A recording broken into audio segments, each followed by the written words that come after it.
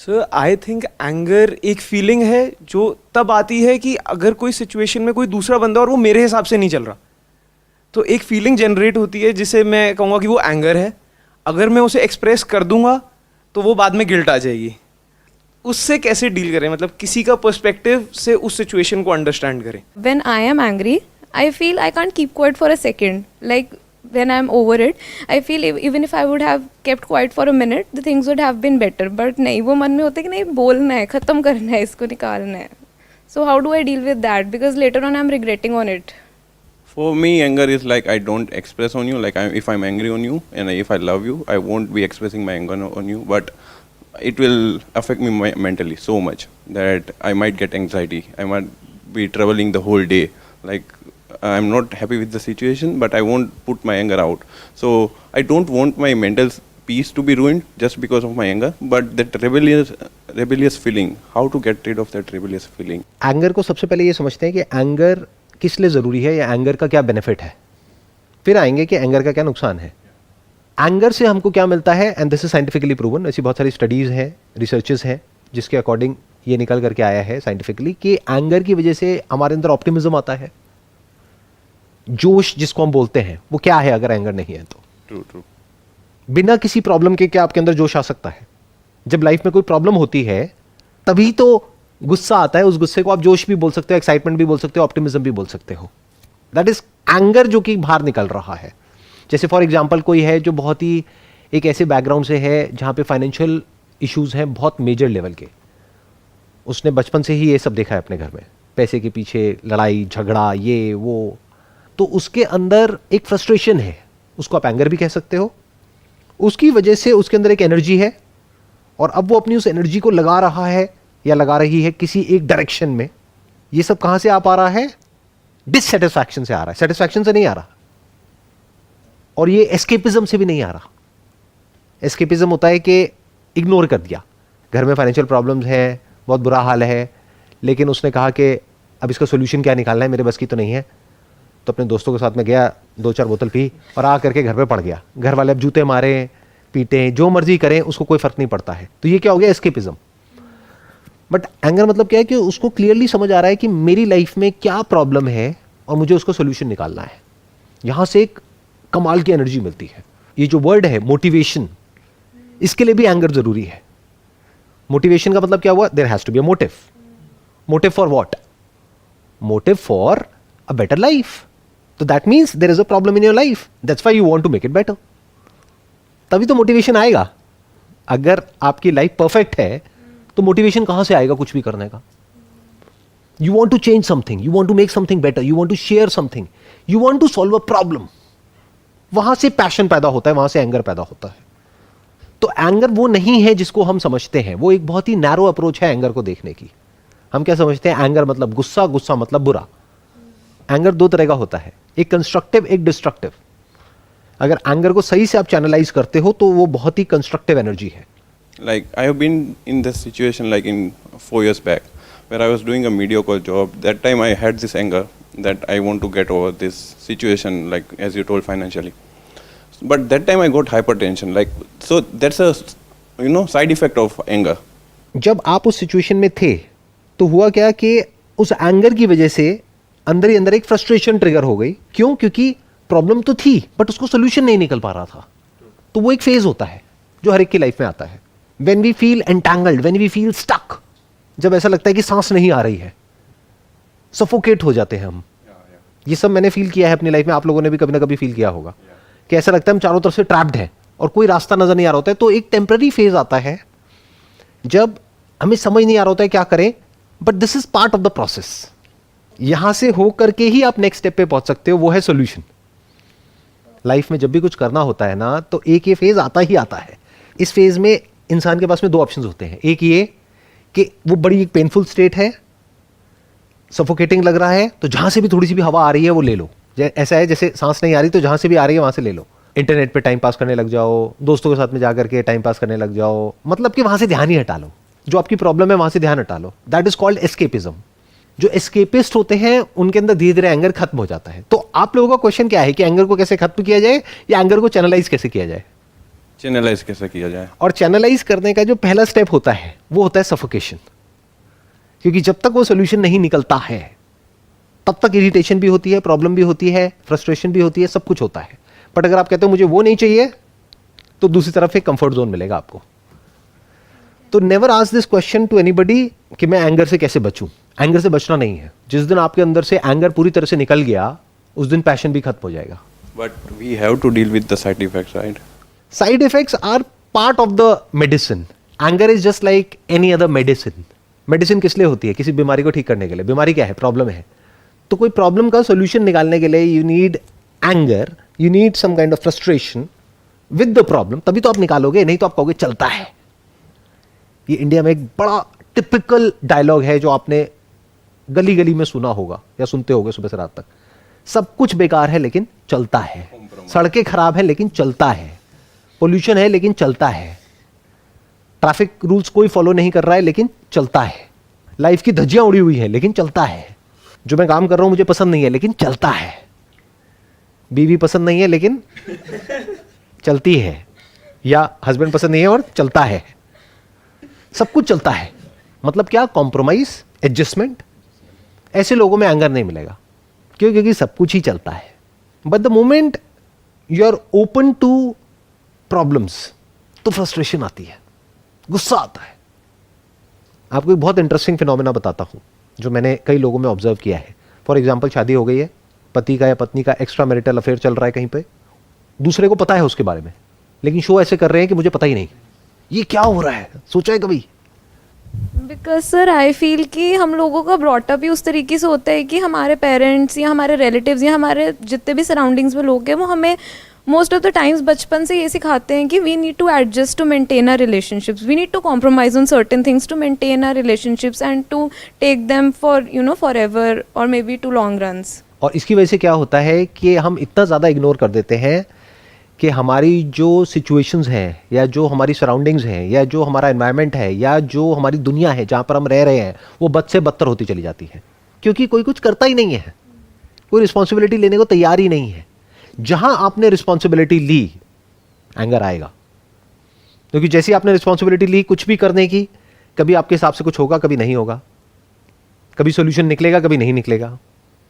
कभी सोल्यूशन निकालोगे, सोल्यूशन खुद अपने आप में एक प्रॉब्लम बन जाएगा जो एक्चुअल प्रॉब्लम से भी बड़ी प्रॉब्लम होगी। अब क्या करोगे? गुस्सा आएगा। तो रिस्पॉन्सिबिलिटी का जो बाय प्रोडक्ट है दैट इज एंगर। एंगर में शॉर्ट टर्म में जब तक सोल्यूशन नहीं निकलता है तब तक सफोकेशन होती है। फॉर एग्जाम्पल, आपका वेट बहुत ज्यादा है और आप कहते हो मेरे को अपना वेट कम करना है, डॉक्टर्स ने कहा कि वेट कम करो, तो जब तक वो नहीं होगा यू विल फील ट्रैप्ड। क्योंकि ये डिजायर आ गया ना, जिसके अंदर ये डिजायर ही नहीं है वो कहता है अरे क्या फर्क पड़ता है, जब जो होगा तब की तब देखा जाएगा, क्यों वेट कम करना है, बढ़ने दो। समझ गए? ज्यादातर लोग ऐसे जीते हैं, वो वहां से ध्यान ही हटा लेंगे। वो कहेंगे इस जर्नी को शुरू ही क्यों करना है वेट लॉस की। तो उसके अंदर एंगर भी नहीं है, वो लेजी है, चिल्ड आउट है, उसको कोई फर्क नहीं पड़ता है। ना उसको अपने डाइट को कंट्रोल करना है, ना एक्सरसाइज करनी है, ना अपने लाइफस्टाइल को चेंज करना है। जो जैसा चल रहा है वैसे ही सब कुछ चलेगा तब तक जब तक कि पानी सर के ऊपर से नहीं निकल जाता है। तब भी डॉक्टर्स तो है ही, हॉस्पिटल तो है ही। सर बट एंगर से जैसे जो ड्रिवन एक्शंस होते हैं, कभी कभी अगर हमें उससे उस एंगर से हमें वो चीज़ मिल गई जो हम चाहते हैं, तो अ वे ऑफ लाइफ वैसा हो जाता है कि अब हमें लगना शुरू हो जाता है कि पिछली बार भी एंगर था तो ये काम हो गया, अभी भी एंगर आएगा तो ये काम हो जाएगा। बट कहीं ना कहीं मेरे को नहीं लगता कि एंगर हमारी एक नेचुरल स्टेट है। वो कहीं ना कहीं अगर हमारा माइंडसेट में एंगर है तो वो हमारे फिजिकल बॉडी पे भी, हमारी बॉडी लैंग्वेज पे, हर चीज़ पे वो रिप्रेजेंट करेगा। एंगर का जो रूट कॉज है वो है डिजायर। डिजायर का जो रूट कॉज है वो है कि या तो वांट या नीड। नीड है तो कोई दिक्कत ही नहीं है, वांट है तो बहुत बड़ी दिक्कत है आपके खुद के लिए भी और औरों के लिए भी, क्योंकि वांट्स अनलिमिटेड है, नीड्स लिमिटेड है। नीड्स को डिफाइन किया जा सकता है, वांट्स को कभी भी डिफाइन नहीं किया जा सकता। वांट्स के चक्रों में उलझ करके रह गए और वहां पे एंगर पैदा होने लग गया आपके अंदर, तो 24 घंटे आप एंग्री रहोगे। तो get angry because of the needs but not because of the wants. Problem दो तरह की होती है ना, एक है problem related to what you want, एक है problem related to what you need. जैसे खाना, पानी, रहना, ये तो नीड हो गई ना। सो एंगर कंस्ट्रक्टिव कब होता है और डिस्ट्रक्टिव कब होता है, ये हमको समझना है। जब एंगर ऐसी प्रॉब्लम से कनेक्टेड होता है जो आपकी लाइफ की नीड है और ध्यान पूरी तरह से सॉल्यूशन पे होता है, तो एंगर कंस्ट्रक्टिव है। इसको बोलते हैं सॉल्यूशन ओरिएंटेड अप्रोच। बट अगर आपका एंगर कनेक्टेड है आपके डिजायर्स से, जो कि अनलिमिटेड है, कि मेरी बीवी को मेरे से इस तरह से बात करनी चाहिए, मेरे पेरेंट्स से इस तरह से बात करनी चाहिए, ये होना चाहिए, वो होना चाहिए, ये पूरी दुनिया मेरे हिसाब से चलनी चाहिए, मेरे बिजनेस में कभी भी अप्स एंड डाउन्स नहीं आने चाहिए, हमेशा अप ही अप होना चाहिए, ये सब क्या है? Anger connected to desires. This is destructive. क्यों?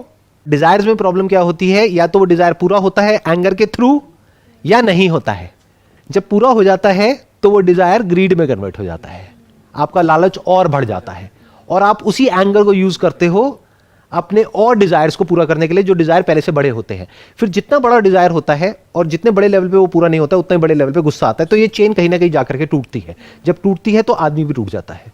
और जब वो डिजायर पूरा नहीं होता है, कोई ऑब्स्ट्रक्शन आता है, कोई रुकावट आती है या फेलियर आता है, तब हम इतना गुस्से से भर जाते हैं जिसकी कोई हद नहीं है। इसको फ्रस्ट्रेशन बोलते हैं, इसको रेस्टलेसनेस बोलते हैं, इसको स्ट्रेस बोलते हैं। ये सब उसी एंगर का मैनिफेस्टेशन है। इन अदर वर्ड्स, एक है एंगर जो कि नेचुरल है, जो इंसानों में भी है, जानवरों में भी है। वो क्या है? जब वो नीड से कनेक्टेड है तो। बट जब वो ग्रीड से कनेक्टेड है, आपकी अनलिमिटेड वांट से कनेक्टेड है, डिजायर से कनेक्टेड है, तो अपनी जो इंटरप्रिटेशन है लाइफ को लेकर के, उन डिजायर्स को लेकर के, उसको ठीक करो, तब आप उस एंगर से फ्री हो सकते हो।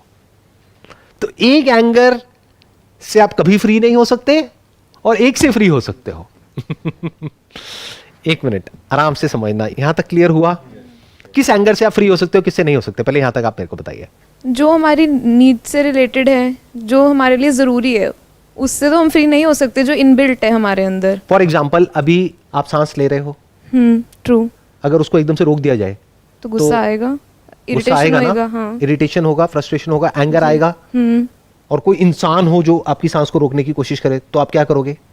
लड़ोगे या नहीं लड़ोगे? बिल्कुल रेबेल सही। करोगे, राइट? या। तो क्या ये सही है या नहीं है? क्या वहां पे एंगर आना चाहिए, नहीं आना चाहिए? सही, बिल्कुल आना क्योंकि चाहिए। अगर आप रिएक्ट ही नहीं करोगे या उसको बताओगे नहीं कि तुम ये क्या कर रहे हो, तो वो रुकेगा क्यों? बट सर, हम वही डिफरेंशिएट नहीं कर पाते। मतलब लाइक इस एज में, मतलब आई थिंक कि आपको काफ़ी एक्सपीरियंसड है, या ये चीज़ें एक्सपीरियंस से शायद आती हैं। आप कह रहे हो ये चीज़ें एक्सपीरियंस से आती है। अपने आसपास में ऐसे लोगों को देखा है जिनकी एज है 50 साल, 60 साल, 70 साल और बिल्कुल बेवकूफ़ है।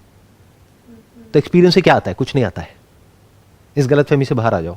मैंने ऐसे ऐसे लोगों को देखा है जिनकी एज है 80 साल, पैर कब्र में लटके हुए हैं और पैसा पैसा पैसा पैसा पैसा पैसा कर रहे हैं। अरे भाई, तू क्या करेगा पैसे का? कहाँ लेकर के जाएगा? अब क्यों इतना दीवाना है पैसे के पीछे? और ऐसे भी लोगों को देखा है जिनकी एज है 25-30 साल और उनके लिए पैसा मैटर नहीं करता है। मतलब ऐसा भी नहीं कि बिल्कुल ही मैटर नहीं करता है, क्योंकि फिर तो वो सड़क पे आ जाएंगे।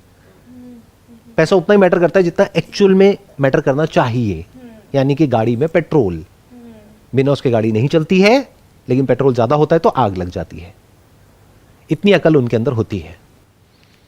तो ये जो मैच्योरिटी है, ये जो अंडरस्टैंडिंग है, इसका एज से कोई कनेक्शन नहीं है। तो अब वो एंगर जो कि डिस्ट्रक्टिव है, अगर उससे आपको बचना है तो कैसे बचे? That is a big question. Destructive कहां है? आपकी रिलेशनशिप में वो डिस्ट्रक्टिव है। आपकी मैरिज को 2 दिन में, 2 दिन क्या 2 घंटे में, 2 घंटे भी ज्यादा हो गया, 2 मिनट में खत्म कर सकता है एंगर। तब उससे कैसे बचे? सही से इंटरप्रेट करो लाइफ को। ये अपने आप नहीं होने वाला। इस गलतफहमी में मत रहना कि जब मेरी एज बढ़ जाएगी तो मैं मैच्योर हो जाऊंगी या हो जाऊंगा। एज से कुछ नहीं होता है। इसके लिए बारीकी से लाइफ के एक एक एस्पेक्ट को समझना होता है। जैसे बोलते नहीं, जब जागो तभी सवेरा। तो जब आपने समझना शुरू कर दिया, तब से समझ जाओ आपको समझ आना शुरू हो गया। सर, समटाइम्स क्या होता है कि हमें पता है हमें गुस्सा आ रहा है और बाद में हम इसको रिग्रेट भी करेंगे, बट ना हमारे मन के अंदर होता है कि नहीं यार, इस टाइम पे ये चीज़ बोलनी है। मतलब चाहे किसी के साथ भी, may be relationships with parents, with relatives, with friends, कई बार होता है कि हमें पता है कि नहीं यार, इतना ज़्यादा गुस्सा करने की भी ज़रूरत नहीं है, बट उस टाइम पे इतना आ रहा होता है कि कंट्रोल नहीं होता, कि ऐसा लगता है नहीं यार, बोल के ही ख़त्म होगा। अभी तक मैंने जो बात करी एंगर की, वो करी इन रिलेशन टू करियर। अब बात करते हैं anger in relation to a relationship. वहां पे एंगर की जरूरत क्या है? करियर में आपको बहुत एनर्जी चाहिए, मोटिवेशन चाहिए, ऑप्टिमिज्म चाहिए, क्रिएटिविटी चाहिए, उस सब के लिए एंगर चाहिए। रिलेशनशिप में क्यों चाहिए? एंगर का क्या करोगे रिलेशनशिप में? वो तो खराब करता है एक रिलेशन को। और एंगर आता क्यों है एक रिलेशन में? अनरियलिस्टिक एक्सपेक्टेशंस की वजह से। अगर अभी आपकी शादी हो गई या नहीं हुई है? नहीं हुई है, हाँ, तो इतना हंस के रहे हो? नहीं हुई इसलिए हंस रही हूँ, sir. अच्छा, ओके ओके, नहीं हुई इसलिए हंसते खेलते हो। Yes, sir. मैं भी तो हंस रहा हूं। अभी हस्बैंड वाइफ की तो वो प्रॉब्लम है ही नहीं आपकी लाइफ में, तो अभी उसी प्रॉब्लम की बात करते हैं जिससे आप रिलेट कर पाओगे। मानो पेरेंट्स के ऊपर एंगर आता है, अभी और किस पे आएगा? बॉयफ्रेंड पे आएगा, पेरेंट्स पे आएगा। बॉयफ्रेंड अभी आप कैमरे पे कहोगे है ही नहीं। नहीं सर, नहीं है, सच में नहीं है. वही तो मैं भी कह रहा हूँ कि नहीं है। हाँ, तो एक सो पेरेंट्स के साथ में क्लैश होता होगा। पेरेंट्स पे गुस्सा क्यों आता है हमको? क्यों? क्योंकि पेरेंट्स को हमने भगवान का दर्जा दे दिया है अपनी जिंदगी में। जाने अनजाने हम सबके जो आइडल होते हैं पहले लाइफ में, वो हमारे पेरेंट्स होते हैं। हमें लगता है वो परफेक्ट है, उनको इंसान का दर्जा दे दो, प्रॉब्लम सॉल्व हो जाएगी। इंसान क्या है? वो आपको बाहर किसी को देखने की जरूरत नहीं है, अपने अंदर झांक करके देख लो, आपको समझ आ जाएगा इंसान क्या है। सारी इंसानियत यही है, बुरे से बुरा भी, अच्छे से अच्छा भी, सब कुछ नजर आ जाएगा। तो जो आप कहते हो ना कि मैं सही हूं वो गलत है, इसीलिए तो गुस्सा आता है। तो आपको समझ आ जाएगा आप सही भी हो, गलत भी हो, वो भी सही भी है, गलत भी है। Topic close. अब क्या करोगे? जो उनका नेचर है उसके हिसाब से वो एक्ट कर रहे हैं, जो आपका नेचर है उसके हिसाब से आप एक्ट कर रहे हो। हाँ, अगर कुछ वो फालतू को ज़्यादा बोलेंगे तो उनको थोड़ा बोलना भी ज़रूरी है। नहीं बोलोगे तो आप एक डोर मैट के जैसे बन जाओगे, कुछ भी बोलने लग जाएंगे, आदत पड़ जाएगी उनकी। तो उनकी वो आदत ना पड़े तो उनको हल्का सा पेन देना होगा। तो अगर उन्होंने आपको कुछ ऐसा बोला जो आपको ठीक नहीं लगता है और बुरा लगता है, तो उनको थोड़ा सा पेन दे दो। पेन मतलब फिजिकली नहीं, बोल करके उनको कुछ ऐसा बोल दो जो वो नहीं सुनना चाहते हैं। आपको उन्होंने कुछ ऐसा बोला जो आप नहीं सुनना चाहते हो, जिसकी वजह से आपको बुरा लगा, तो आप भी तो कुछ ऐसा बोल सकते हो ना जो वो नहीं सुनना चाहते हैं, जो सुन करके उनको बुरा लगेगा। उनकी भी लाइफ में कोई वीकनेसेस है? नहीं है। तो बोलो ठीक है, जितना आप मुझे बोलोगे कि वो हमारा पड़ोसी है, वो शर्मा जी हैं, उनकी बेटी का तो हो गया वो एंट्रेंस एक बार में क्रैक, तेरा 3 बार में भी नहीं हुआ, मेरे तो पैसे वेस्ट हो गए, व्हाटएवर। तो आप बोल सकते हो कि हाँ, आपने शर्मा जी की बेटी के बारे में तो सही बोला, बट शर्मा जी को तो देखो, उनके पास में 4 गाड़ियां हैं, हमारे पास में स्कूटर है, ऐसे कैसे काम चलेगा? तो बोलो आपको सीखते क्यों नहीं शर्मा जी से? बोलो चलो एक काम करते, मैं उनकी बेटी से सीखती हूँ, आप शर्मा जी से सीख लो, हिसाब बराबर हो जाएगा। तो उनको बुरा लगेगा, राइट? तो उनको हल्का सा आपने पेन दिया, तो उनको समझ आ गया कि अब आप ऐसा नहीं है कि बैठे बैठे कुछ भी सुनते रहोगे, तो आप थोड़ा सा बोल सकते हो। अभी तक जो भी मैंने कहा आज के सेशन में, अगर उसको मेरे को सम अप करना हो तो वो क्या है कि एंगर 2 तरीके का होता है, एक कंस्ट्रक्टिव होता है, एक डिस्ट्रक्टिव होता है। कंस्ट्रक्टिव एंगर को यूज करो लाइफ में आगे बढ़ने के लिए, जो रियल प्रॉब्लम्स हैं, जो कि आपकी नीड से कनेक्टेड है, उसके सॉल्यूशंस निकालने के लिए। डिजायर से रिलेटेड जो भी एंगर आपके अंदर है, उसको सॉल्व करने का सिर्फ एक ही तरीका है कि ये समझ लो कि डिजायर क्या होते हैं और नीड क्या होती है, और डिजायर का एक्चुअल में रोल क्या है लाइफ में। Desire is more like tunnel vision, कि हमारी टनल विजन है, बस यहीं तक हम देख पा रहे हैं कि मुझे ये चाहिए, मुझे ये चाहिए, मुझे ये चाहिए। इस यूनिवर्स को कोई फर्क नहीं पड़ता कि आपको क्या चाहिए। जो आपके साथ में लोग हैं उनको फर्क नहीं पड़ता आपको क्या चाहिए, आपकी वाइफ को फर्क नहीं पड़ता आपको क्या चाहिए, उसको ये फर्क पड़ता है कि उसको क्या चाहिए। तो इस सच को देख लो। तो डिजायर से रिलेटेड जो भी एंगर आपके अंदर है वो सब रिजॉल्व हो जाएगा अगर डिजायर रिजॉल्व हो जाएंगे। तो डिजायर्स को हल्के में ले लो, नीड को सीरियसली ले लो। जो भी आपकी नीड्स हैं लाइफ की, उसको लेकर के सीरियस हो जाओ लाइफ में, उस पर कोई कॉम्प्रोमाइज मत करो। डिजायर्स को बिल्कुल हल्के में लो। क्या बड़ी गाड़ी, क्या छोटी गाड़ी, स्टेटस क्या होता है, दिखावा क्या होता है, ये सब क्या है? डिजायर्स है। इससे रिलेटेड एंगर अगर आपके अंदर आ रहा है तो अभी आप बेवकूफ हो, लाइफ को अच्छे से नहीं समझते हो। मुझे ये चाहिए, नहीं मिल रहा है, मुझे गुस्सा आ रहा है, तो चाहिए या जरूरत है? दोनों में बड़ा फर्क है। चाहिए तो कुछ भी हो सकता है ना। चाहिए तो आपका ये भी हो सकता है कि ये मेरा पार्टनर है, ये बिल्कुल वैसे ही बिहेव करे जैसे कि मेरी मां या मेरे फादर बिहेव करते हैं। चाहत तो आपकी कुछ भी हो सकती है। चाहत का क्या है? अरे वो लड़की आपकी मां थोड़ी है, वो लड़का आपका बाप थोड़ी है, तो वो कैसे हो सकता है? ये एक इम्पॉसिबल एक्सपेक्टेशन है जिसको हम सुपर इंपोज कर देते हैं सामने वाले के ऊपर और फिर खुद ही परेशान होते हैं। तो इसका रेजोल्यूशन क्या है? एक्सपेक्टेशंस को ऑलमोस्ट जीरो कर दो, बिल्कुल रियलिटी पे बेस्ड कर दो, नीड के लेवल पे ले आओ। जितनी जरूरत है बस बहुत है। वांट्स को बीच में से बिल्कुल हटा दो, तो आप देखोगे लाइफ सिंपल हो जाएगी। I hope that sums up the entire conversation या डिस्कशन जो भी आज हमने यहाँ पर करी है. Wish you all the best. It was pleasure talking to you and pleasure meeting you. Thanks.